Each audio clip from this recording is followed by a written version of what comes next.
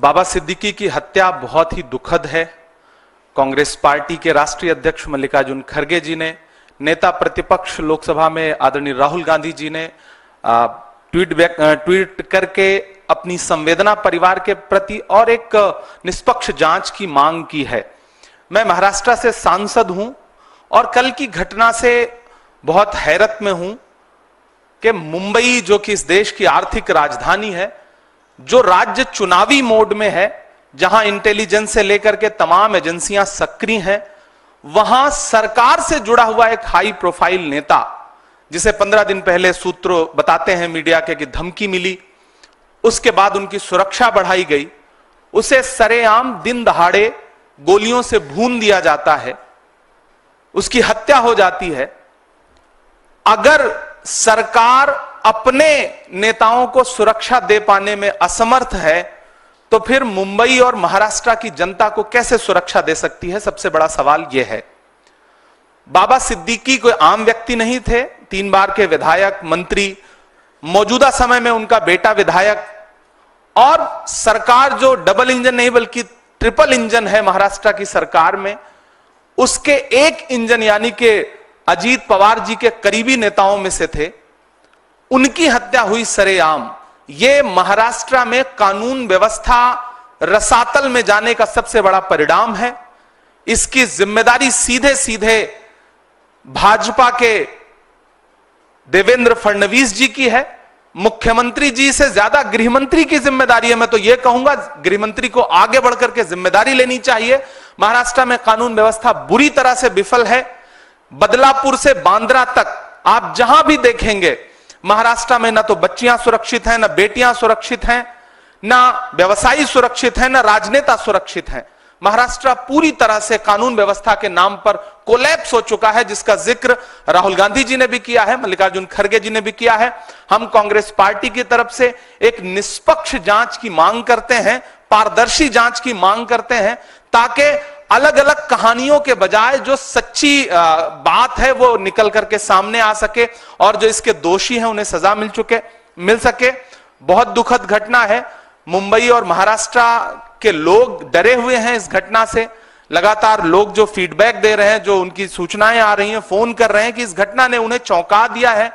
और पुलिस पूरी तरह से, जिस दिन सड़क पर हो, दशहरे का दिन है, त्योहार का दिन है, जिस दिन सुरक्षा व्यवस्था बहुत ज्यादा सड़कों पर होती है, पुलिस के हाथ में पूरी तरह से सुरक्षा व्यवस्था होती है, सजग होती है पुलिस, उस दिन इस तरह की घटना होना, हत्यारे रेकी करते हैं, रेकी करने के बाद हत्या करते हैं, खुलेआम चैलेंज करके हत्या करते हैं। यह सरकार के इकबाल पर गोली चलाई गई है, कानून व्यवस्था के इकबाल पर गोली चलाई गई है और अंततोगत्वा हत्या हो गई। पुलिस रोक पाने में नाकाम रही। तो मुझे लगता है कि महाराष्ट्र के गृहमंत्री को जिम्मेदारी लेनी चाहिए, उन्हें इस्तीफा देना चाहिए। महाराष्ट्र की जनता यह कह रही है और कांग्रेस पार्टी की तरफ से हम यह डिमांड करते हैं कि एक निष्पक्ष कमेटी बनाइए, जांच, जल्द से जल्द जांच रिपोर्ट महाराष्ट्र के सामने, देश के सामने आए, ताकि महाराष्ट्र के लोगों का डर खत्म हो सके।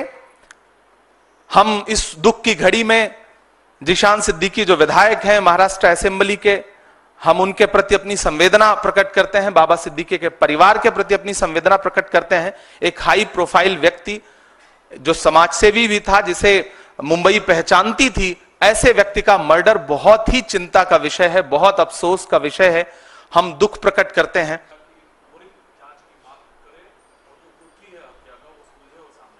नहीं, सिर्फ अजीत पवार जी को तो मांग करनी ही चाहिए, वो उनकी पार्टी के एक इंपॉर्टेंट नेता थे, लेकिन देश का हर विपक्षी दल मांग कर रहा है कि डबल इंजन, ट्रिपल इंजन की सरकार कर क्या रही है। सबसे पहला तो हम अजीत पवार जी पे से प्रश्न ना पूछ के हम देवेंद्र फडणवीस जी से सवाल पूछे ना, हम शिंदे जी से सवाल पूछे ना कि उनकी पुलिस क्या कर रही है, उनका प्रशासन क्या कर रहा है। हम सवाल को घुमाते क्यों है? हमें तो सीधे सीधे महाराष्ट्र की सरकार से, वहां के गृहमंत्री से सवाल पूछना है कि कैसे हत्या हुई, बाकायदा चैलेंज करके हत्या हुई। तो ये तो सीधे सीधे आपकी जिम्मेदारी, आगे बढ़िए, जवाबदेही लीजिए।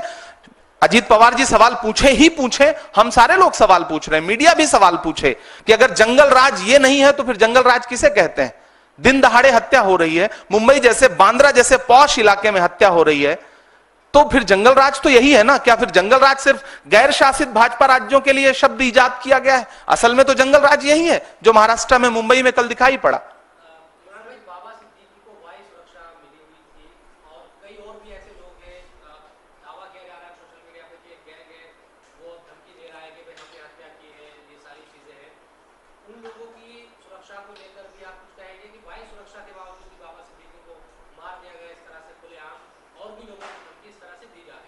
नहीं, सबसे पहले तो मुंबई के आम जनता, मुंबई कर जो है, उनकी सुरक्षा की चिंता है इस घटना के बाद, कि जब इतना हाई प्रोफाइल नेता चैलेंज करके मार दिया जाता है तो आम आदमी का वहां पे क्या हश्र होगा, आम मुंबई कर क्या सोच रहा होगा, उसकी सुरक्षा कैसे करेगी महाराष्ट्र की सरकार? पुणे गैंगरेप हो, बदलापुर की घटना हो, या फिर थाने के अंदर घुस करके गोलीबारी करना हो, या फिर लाइव फेसबुक पर गोली मारना हो, महाराष्ट्र में ये घटनाएं हुई है पिछले कुछ महीने में। तो आम जो जनता है, मुंबई कर है, जो महाराष्ट्र के आम लोग हैं, उनकी सुरक्षा सबसे बड़ा चिंता का विषय है। दूसरी महत्वपूर्ण बात यह कि सोशल मीडिया पे कौन क्या जिम्मेदारी ले रहा है? मुझे तो लगता है कि गृहमंत्री को जिम्मेदारी लेनी चाहिए। उन्हें आगे आकर के इस हत्या पर खुद अपने कदम पीछे ला करके कहना चाहिए कि जवाबदेही मेरी बनती है, मैं इस्तीफे की पेशकश करता हूं, क्योंकि मैं महाराष्ट्र के लोगों को सुरक्षा देने में असफल रहा हूं। सच्चाई तो यह है। बाकी उसकी भी पुष्टि करना, जो सोशल मीडिया पे पोस्ट तैर रही है, उसकी पुष्टि करने का काम भी तो महाराष्ट्र प्रशासन का ही है, मुंबई प्रशासन का है। प्रशासन क्या कर रहा है, सबसे बड़ा सवाल यह है।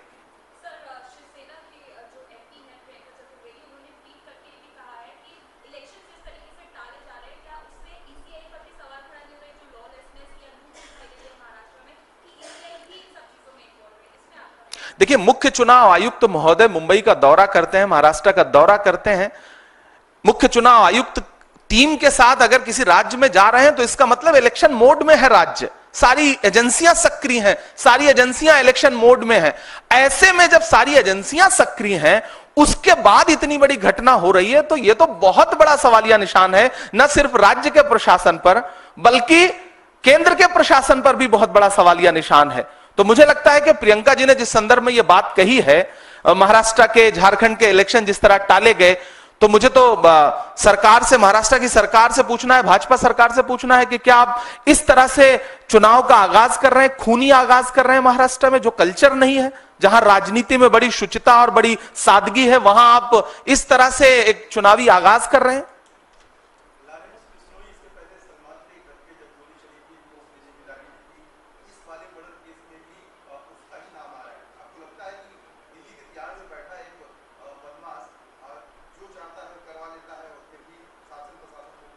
मुझे लगता है कि देश के गृह मंत्री से यह सवाल पूछा जाना चाहिए, अमित शाह जी से यह सवाल पूछा जाना चाहिए, महाराष्ट्र के गृह मंत्री से यह सवाल पूछा जाना चाहिए कि अगर कोई इस तरह से आगे आके जिम्मेदारी लेना है, जिसकी सत्यता अभी तक सामने नहीं आई है, घरों की राख फिर देखेंगे, पहले देखना यह है घरों को फूंक देने का इशारा कौन करता है, तो इसके पीछे असली कहानी क्या है वो देश के सामने तब आए जब जांच एजेंसियां एक कमेटी बना करके निष्पक्ष जांच रिपोर्ट देश के सामने रखें।